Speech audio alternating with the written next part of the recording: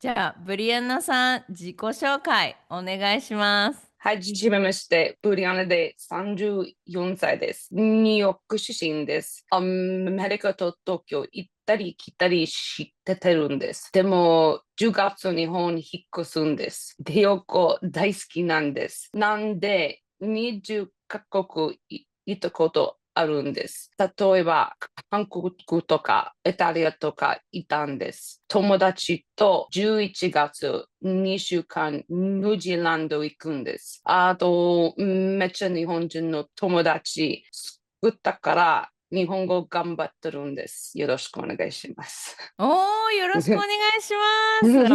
Amazing! Good job! 素晴らしい。Thank you.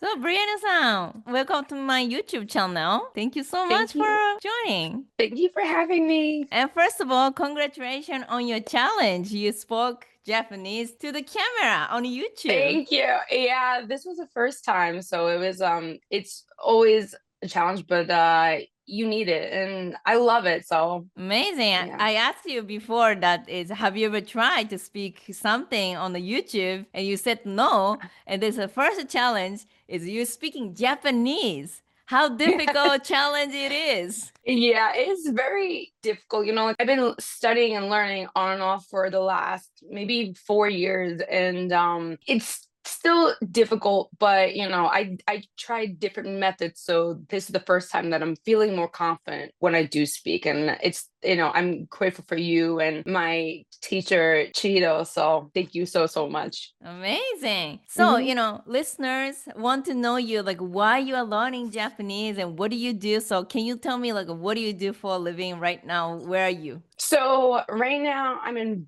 Boston, Massachusetts. I work at a hospital here and I specialize in the heart. I do ultrasounds of the heart. So I'm currently in a transition where I'll be going more into research. And with that being said, it's completely remote. And that's why I want to be able to live anywhere that I want from now on. So that's my motive for my new change. And I was like, okay, then I'm going to Japan. That's it.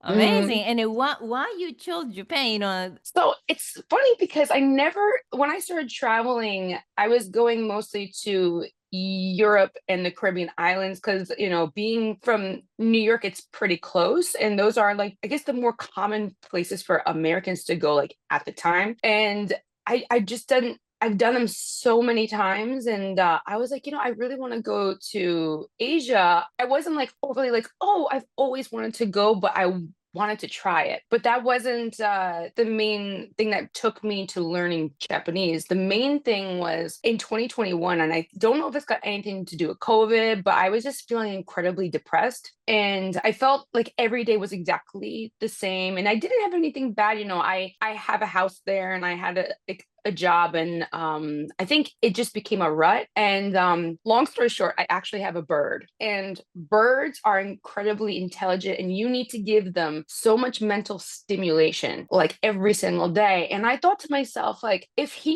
needs that, then I must need that even more as a human. Our minds are so strong. So I was like, maybe I need something to just study. And I started to think like I've always wanted to learn a language. So I just randomly, I was like, I want to learn something that I can start from scratch. Like, I don't know anything at all. So I picked Japanese because I was also listening to some international music, and I was like, let me just try it. And that's kind of like what got me started. And as soon as I started, just trying to learn hiragana, katakana, just giving myself something to study was like, it made me feel better immediately. So that was kind of like how I got to this point. And it's been incredibly rewarding ever since. So the more I learned the language, the more I learned about the culture. And eventually, when I made it to Japan in 2023 for the first time, it was the first time out of all the countries I've been to that I thought, like, I fell in love with it. And it's just clean and the people are kind. And so I just knew ever since then, I was like, I could live here.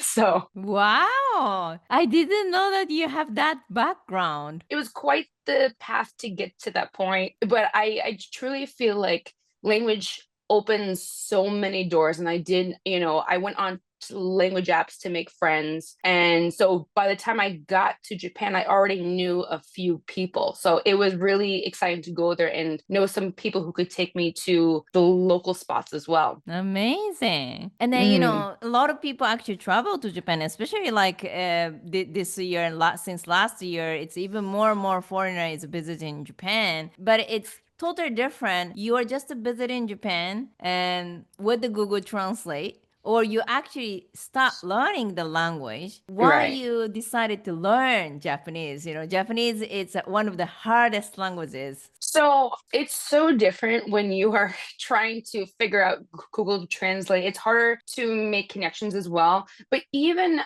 at the point I was learning, I didn't know how invested I would become. It was more that I would just learn and just give my mind something to just keep growing as an individual. And then all of a sudden it became like I'm learning because I want to live there, because I want to have my friendships. And so before I started to study with Japan Language Factory, I was using apps, and I did study before I went the first time. And you're taught the very formal ways. So when I finally went to Japan thinking I knew enough to go to the convenience store or go to the restaurant, it didn't match what I was learning. And I was like, wait, did I learn Japanese or did I learn something else?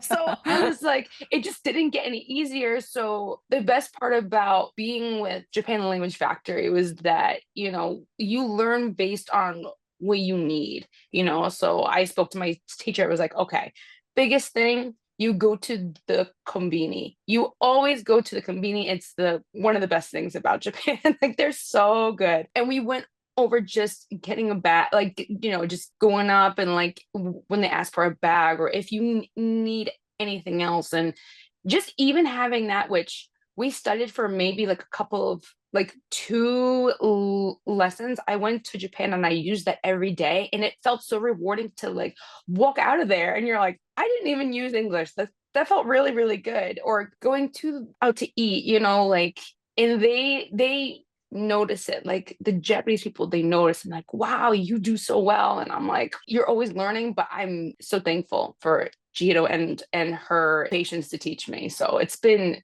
fun. And it didn't even take that many times. It's just taking that little bit of time every single day. Amazing. And then, Mm. now in 2025, if you just try to learn a new language, there's thousands of way to learn. Now it's like a Duolingo is $1 billion company. And then, there are ChatGPT. And why you chose Japan Language Factory? So I was on Instagram and it just, I was obviously like looking up Japanese things that the algorithm changed to language, and one of the ads came up for Japan Language Factory, and I saw you there, like in the way you explain, like don't waste your time, like speak like like the people of Japan, not just like it's almost like speaking in English, like hello there. Like we don't talk that way. So so I liked, I'm like, oh well, that makes sense. I want to talk like that. And I've tried so many other ways already. I've tried Duolingo. I've done other apps too that I have paid for, and they are good. I did learn some vocabulary and basics about like the particles and all that, but it didn't help me speak. So this is the first time that I didn't even have many lessons, and it already helped me in Japan like every single day. So it's been probably my best decision as of language learning so far. And like what you teach about, what you explain in the I guess ad is exactly what I've gotten. Like I've gotten that same reward that you've spoken of. So really thank you. I'm really glad to hear. So, if anybody Mm, actually want to learn Japanese formally, I think we are not providing that. But if somebody right. actually really want to be able to speak, and it's something like anybody want to shortcut, they just want to speak, not about kanji, not about like a grammar test. I think I can recommend. But what do you think? By experience, this what actually surprised you? This learning structure with Chihiro. Yeah, well, I didn't know what I kind of like learned about what is, how it's taught. And then it was another, once we got started, she goes over my goals, okay, what's your like immediate goal? What's your 1 month goal, 3 month goal, 6 month goal? And so she goes over anything I've, she goes over what I've wanted to learn. And I was like, okay, well, one thing I've learned is, because I think at this point I was also in Japan for some of the lessons.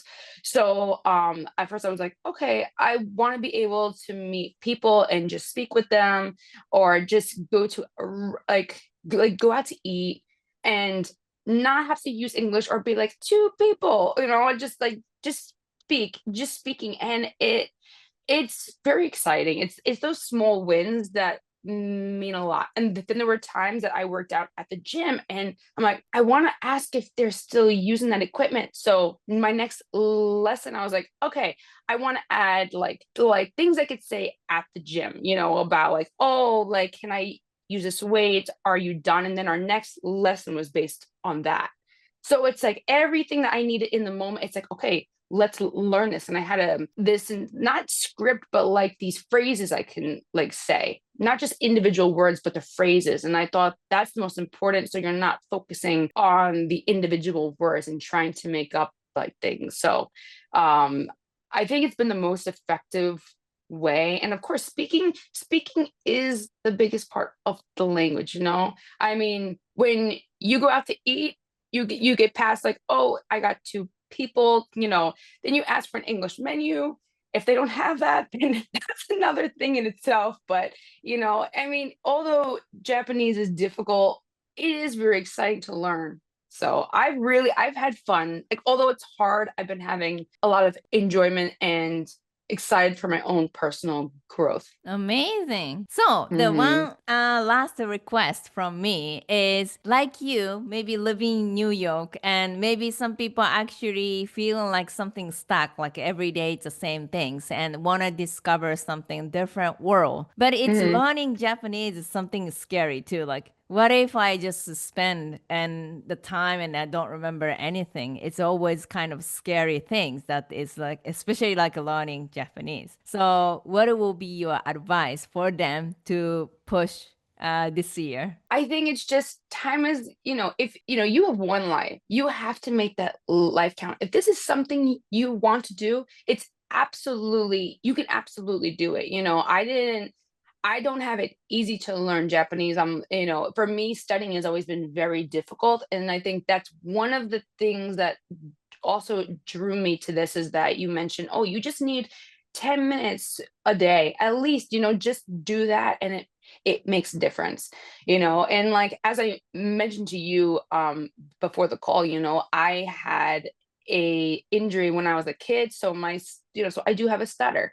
And even with that, like, I could choose like to not speak at all and just to clam up and not enjoy life based on something small that really only is going to bother me. And instead, I'm like, you know what, this is something I want to learn, I want to make friends, and it's never stopped me from any of that. So whatever battles you have inside, you should see, like, is it like really in only inside of you? Because if it is, you can overcome it. You can, like, if you want to live in Japan, there's always a way.